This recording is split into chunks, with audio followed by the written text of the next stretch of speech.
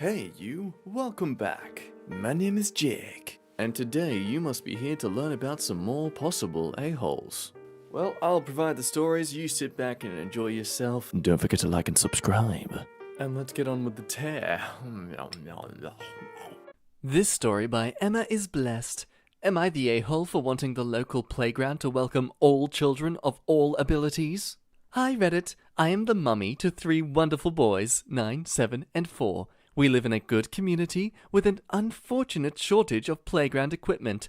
There was an empty house on a plot of land close by, so I would always let my little men play ball there. Unfortunately, last December, a young lady moved into the house and started renovations. She didn't seem to care about my boys playing there. About a month ago, a lot of very high-end playground equipment went up. It's costing her at least $50,000 laying all these pathways and floors, as well as the wonderful equipment. Never mind how much she's spending on the house. My boys were so excited when they saw this beautiful playground, and so was I. Corona has been so hard for us locked in all day. So when they asked to go, I said yes. Less than 40 minutes later, they came back distressed, heartbroken, and in tears. The woman who owns the house had told them they can't play on the new playground. I chalked it up to her having a bad day and being mean, but decided to post about the horrible encounter on Nextdoor anyway. The woman actually replied to me that she can't let them on in case they get hurt and sue. I pointed out how cruel it is to put up a large play space but ban children from it. She never got back to me. Anyhow, long story short, I saw a local girl on the playground 2 days ago, and in the heat of the moment posted on Facebook how my boys were being singled out for being boys, and also went back to Nextdoor to post. Turns out the woman is opening a respite for disabled kids. I fail to see how that should stop my boys using it while no kids are there. She also said the little girl was allowed to be playing as her mother was in the house working with the owner and she had permission, and that fencing will be going up shortly. When the disabled children do finally arrive, I feel it will be cruel for my kiddos to see others playing on this massive play area when they can't. Also, doesn't inclusivity mean my children should be welcome? Shouldn't my children have the right to interact with disabled kids? Shouldn't the disabled kids learn to share? Multiple people on Nextdoor are calling me Karen, and I don't appreciate it. I'm not a Karen for thinking a local playground should welcome all kids of all abilities, not just certain ones. Oh, oh, lovely lady. From your perspective, I can totally understand where you're coming from. But your problem here is assuming that this is a playground that is publicly owned and not privately owned, which it is. And regardless of whether or not you have kids, it is still up to the owner of that property to decide who gets to interact with that property. I can understand the hassle and absolute stress it must take to deal with 3 young, energetic boys. But no, I'm sorry, you're acting entitled here regardless. And your questions about whether or not your kids have the right to play with disabled children, that's not even the issue here at all. You're trying to twist this into something with human rights. This has nothing to do with human rights. But if you do want to go down that path, no. Technically, there is no such thing as a right for a child to play with disabled kids, so you lose there anyway. A playground didn't open up. A lady put play equipment in her yard. That is not the same thing at all. Yeta, you and your children aren't entitled to playing on someone else's property. You can't be serious. Wow, Yeta, 100%. That is some sense of entitlement you have. If you see somebody with a nicer house than yours, do you think it's your right to just go in and start living there? Maybe those children have immune disorders and can't be around piles of other kids. Maybe there are no playgrounds that cater to their needs for a huge distance. Or maybe the reason she said no, your kids can't play there is irrelevant because it belongs to her and is not yours. It's not a playground, it's private property. Her concerns about liability are real, and you are being incredibly entitled and ableist. These are kids who can't just go to a park and have fun like your kids, because most parks aren't built to accommodate disabled kids. You could drive your kids to any park and they could play their hearts out, so do that, because you're lucky enough to have that option. If you don't have adequate parks in your area, start using this energy you're wasting feeling entitled to someone's private property to petition your local government to build some. Yeah, so overall, everyone can agree that this lady's an a-hole. Let's move on. This story by No Sunbeams Here. Am I the a-hole for telling my flatmate he can't use the only shared common space in our apartment as his damn home office 5 days a week? I, 30 female, live in a shared apartment with 2 flatmates. One 30 male just moved in. I work nights and typically am the only one in the house during the day. For context, she means she normally is prior to this guy moving in. I cook, work out in front of the TV, and have friends with small children over during the weekdays. It is fine for the kids to roam and make noise, and adults to do as we please because this is our free time. We've only just started and I'm already sensing a level of defensiveness before bringing up the issue. Our apartment is small, with an open floor plan layout, so the kitchen, living room, and dining room are and one small shared space. No doors. My new flatmate has turned that common area into his home office and intends to work 8 a.m. to 6 p.m. from the space. He has a job that involves phone calls and Zoom meetings. I asked if he intended to be here every day because I typically have people over and am not used to tiptoeing around. He was like, "Yep, it's fine, I don't mind, I'll just be over here with headphones." But I don't want him to sit awkwardly in the middle of the room staring at a screen while I cook and chat with friends. I want the kitchen and living room to be a kitchen and living room, not a break room meeting room. Am I the a-hole for asking or enforcing he work from his room or a damn cafe? I understand COVID has changed things, but if I needed a home office 40 hours a week as a flatmate, I would find a space to work outside of the home or in my room, or find a studio, I don't know. I find it very rude for this man to move in and decide to claim the entire common area for himself without asking anyone's needs. Are you not doing that yourself? I know he pays rent here too, so does it make me an a-hole for enforcing that common space stay for social activities and antisocial stuff like working 6 hours be done elsewhere? Side note, this is why I'm not a fan of the future of work being working from home. A home is not an office, it's a home. Gosh, at this point, does she even want anyone else's opinion? From the way it sounds, he seems to be pretty respectful of how you want to use the space, and if anything is trying to be as out of the way as possible for you using it as a social area. I do agree, though, that if he is going to be using it for constant Zoom meetings and things like that, he should probably go into a more private space. But this is also a share house. Like, unless you're paying a lot more for rent to be able to use that space over everyone else, you can't really ban him from it. Yatar! He is not claiming the whole common area. You seem to trust yourself using the common area for working in front of the TV, but he can't? Also, why are you parading so many daytime guests in your little apartment during COVID? If you both can't work out working together in the common area, then you need to compromise. It's irrelevant that he is newest to the apartment. For now, you are equal tenants and you're the a-hole. OP says, I've never actually worked out on the living room with anyone home, to be clear. The thing is, I can't exactly turn on the TV if someone's sitting in front of it working. So yes, in a way it has been claimed. I live in a country that has well-managed COVID. The group of people I invite over are the same group of people I do anything with. My city has not restricted social gatherings, so if I'm at risk, then I've already been at risk because it's the same group I've been around frequently for years. Okay, well, it sounds like you need to talk this over with him. A good compromise would be that all meetings need to be taken in his room.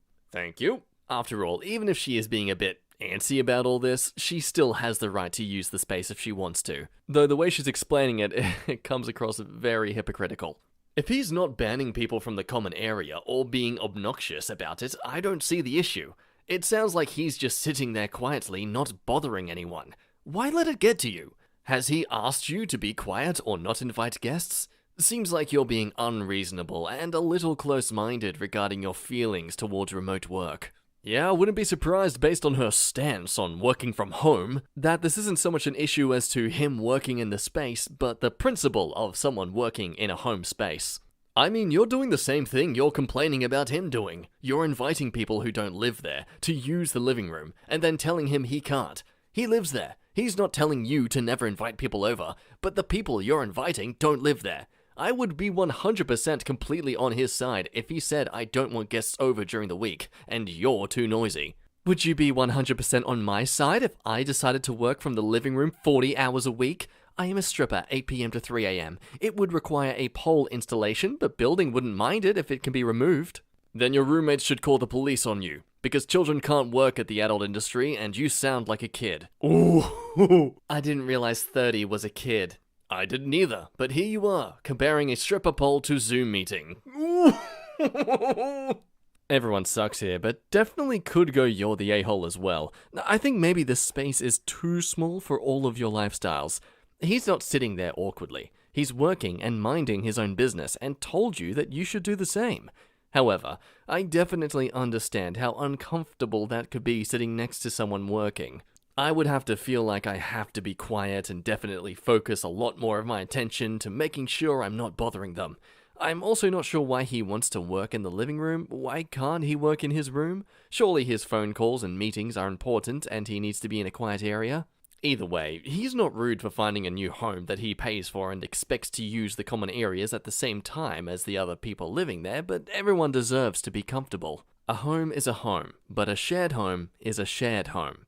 Going back on this point though, technically it's not him that's making you feel uncomfortable and awkward, that's you. He's assured you that you are free to do as you please while he's working there. And if he says otherwise all of a sudden, well then now he's going back on what he said, so then it's up to you guys to talk about finding a compromise. But until he does that, the only one making you feel uncomfortable in this situation is yourself. For instance, I am someone who does a lot of singing practice and this narration stuff, always in my room. However, it can be quite noisy. I'll tell my housemates in advance about it to know when they're working so I know I'm not disturbing them, maybe when they've just come back from work and they want to just relax and not have, someone shouting in their room nearby. But I still feel uncomfortable and awkward when I do it, but I know that that's me. That's not them pushing that kind of feeling onto me. If he was telling you to shut up when he's around the place, then yeah, it would be an issue. Also, it is a bit ironic that she'd want him to be in his room to do his work when she's so adamant about the fact that working from home is so bad. I don't think making him work in his room is going to solve your, moral issue. Boo! Hello, just noticing you're quite a bit into the video. If you're this far, that means you're enjoying yourself, or you've just forgotten to click off. Don't click off! If you could perhaps like this video or subscribe, that would be mwah. And I will mwah your face if I ever see you. That is not legally binding. Anyway, as you were. This story by Undefined Spoon. Am I the a-hole for shaming people who cut in line? First off, I hope this isn't against the rules in any way, so I apologize in advance. Anywho, today I was waiting in line at a fast food joint drive-thru. I won't say which, but it has a big yellow M. And I see this car full of people pull up to the obviously closed door. One guy goes to check, and of course it's closed. So, they proceed to pull out, and as the line starts to pull up, they pull up in front of me, almost hitting my truck. I honk, and they flip me off. I have a 2006 Arctic white Cadillac Escalade. Despite it having 300k miles, it's in near perfect condition, and I've spent a lot of money to fix it myself to keep it pristine, both mechanically and cosmetically. These guys have a very well worn out 4-seater 90s Honda Accord. Covered in mildew, interior torn to shreds, looks like it's been in a few fender benders. All 3 of the occupants were smoking cigarettes inside with the windows down. So, I assume he wouldn't have cared if he hit me, as he didn't even try to stop. I was ticked off at the blatant a-holery of these guys, so I decided to go somewhere else. Line was taking forever anyway, longer now with another car in front. So, as I pull around them, I roll down my window and tell the guy, "Hey, thanks for cutting the line. Nice car, by the way." And the look on his face went from ticked off to a look of shame. I drove off. He didn't say a word. Now, I am not a show-off type of person at all. The only reason I bought this truck was because I was looking for an Avalanche, but came across a great deal on this Escalade EXT as a Honda dealer took it on trade and just wanted to get rid of it. I could never afford a new Cadillac, so I have nothing against people who don't make a lot of money, as I don't make a lot myself. And I get it, it's hot outside, and since their car was so old and I assumed they had no AC, I could see they were sweaty and the windows rolled down. If they had just asked if they could get ahead of me, I would have let them. I had nowhere to be, and I've done that before. No one behind me in this long line. My intention by my comment was to tick him off, not destroy him. I mean, it takes a real phallic of an existence to cut in line and then flip that person off, but I still feel kinda bad about what I said. So, Reddit, am I the a-hole? Everyone sucks here. Him for cutting, and you for forcing me to read inane details about these dumb cars that nobody cares about. Hey look, people are allowed to enjoy things. He's not a show-off type of person, but used a hell of a lot of words to talk about his caddy. Okay, I'm glad I'm not the only one who noticed that. Sorry, my point was that I worked hard for my truck and put a lot of hours into making it 100%, and the fact he almost hit it was part of what made me so angry at the time. His car was smashed all over, so he didn't care if his car got damaged, as long as he could cut the line. You seem to think people give a smack about your car. You're the a-hole just for the narcissism. Some people come to his defense, though. I'll say, Nata, you probably could have let it go without commenting on his car, but because this was relevant to the situation, he risks much less if you had collided, you get a pass this time. Yata, oh, never mind. You have no idea whether or not the pulling in front of you was intentional. The flipping off was childish, but so was your road rage behavior. You escalated the situation that would have ended after they pulled in front of you, and you went on to shame someone for the state of their car. I'm kinda mixed about this. I do agree it's rather petty for him to speak the way he did to the guy, but also the dude was a clear a-hole for pulling out in that way and then just taking over in front of the line. If someone's gonna behave like that towards others, especially on the road, why should they deserve the respect of not being told how shameful they should feel? I don't know. I do think maybe it is a bit of everyone sucks here, but what do you think? Let me know. So this is an interesting dilemma regarding someone on a campsite. Would I be the a-hole if I file a chargeback? I was on a campsite chatting with girls, looking for ones that want to fulfill my request. Most say no, or we can't find a mutual price. So I find one, and she accepts. I pay up, and then she does it, but without taking off her bra. I'm pretty ticked off, and I tell her if she can do it without the bra. She said no. I sent her a GIF of what I wanted, and the GIF doesn't have a bra. This is my staple request, and no girl ever got it wrong before, and if they did, they'd correct it. Disgruntled, but they correct it pretty fast. I asked her if I could get back half my credits on the site, and she said she has no idea how to pay me back. I tell her how, and she said her studio blocked the ability. 95% sure is BS. I've filed chargeback before, and if you give proper evidence, you can get it. Would I be the a-hole if I filed 50% chargeback or 100% chargeback? Edit, it cost me $11, and she gets $7 for the transaction. Now look, I don't want to kink shame someone, but can we just point out the fact this guy's making a literal post over $11? You would be the a-hole. It's her body, and if you did not specify to begin with and agree upon nudity, then you have to accept her answer if she refuses. And it's really not that much money to be that petty over.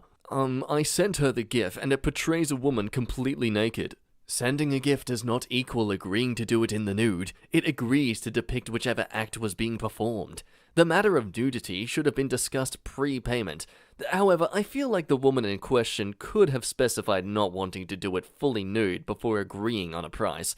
Both parties have a responsibility there to discuss wishes and boundaries. You would be the a-hole though, in my opinion, since you got what you paid for and nudity was not explicitly agreed upon. I do have to agree, I know we mentioned that it is her body and therefore her choice and such, of course, but this is also a business transaction. If you don't want to do something that you have been paid to do, then you should give that money back. However, in this case, it does seem like there was a miscommunication, mostly on his part if anything. As I agree, sending a GIF doesn't exactly explain it as clearly as he thought it might have. If anything, it sounds like he just assumed she'd agree and get the point because he's done it with plenty of other girls. You're tar for getting ticked off at her. You paid her like barely any money. Definitely not enough to harass this poor girl over, and especially violate her boundaries for. I'm really not a fan of how you even admit they don't always take their bra off and react to your correction with disgruntlement, because really, that's just discomfort. Your expectations were not 100% transparent, and you shouldn't strong-arm these workers into what you were unclear about from the start, especially not for fricking $7. Yeah, you didn't specify that's what you wanted before paying. Big mistake on your part there. You paid her for what she thought she had to do. She has no need to give it back as you weren't specific. I used to cam often and people try to lowball, which is what you were doing, and then not be specific with what they want. Just because flashing her chesticles is $2, that doesn't translate into taking her top off when you only paid for whatever your other request was. Not shaming you for using this service, but you're an a-hole. Getting ticked off over this. These workers are a luxury, not a necessity. Expect to pay standard prices and you'll have happier interactions. Now, I didn't bother highlighting the other ones, but there were quite a lot of people basically just shaming this guy for using a campsite and calling him pathetic. Okay, Reddit, he can pay for what he wants. Stop insulting the guy. If he wants to pay for porn, that's on him. It's not our place to judge him for buying something with money that is his, not ours. Also, stop kink-shaming him. Nata, she made an agreement and then reneged on it. Especially when it comes to money being involved, that is an a-hole move. That is a good point. It is possible that this woman has experienced enough of these people being rather picky and a-hole-ish that she herself is just deciding to be equally as picky when it comes to the requests. He might not be completely in the wrong here for getting ticked off. For all we know, she simply took advantage of the lack of clarity. But if we bring up the fact that some of them get disgruntled, which is more so discomfort from having to do these things that are more specified, her actions can still be defended by the fact that she simply likely didn't want to actually do that part of it. That then falls onto the topic of consent, but then also falls onto the idea that if she's not willing to do it, she shouldn't be taking the money. So quite a few what-ifs still in the air with that. So wait a second, the woman is empowered for selling her body, but he is a perv for buying it?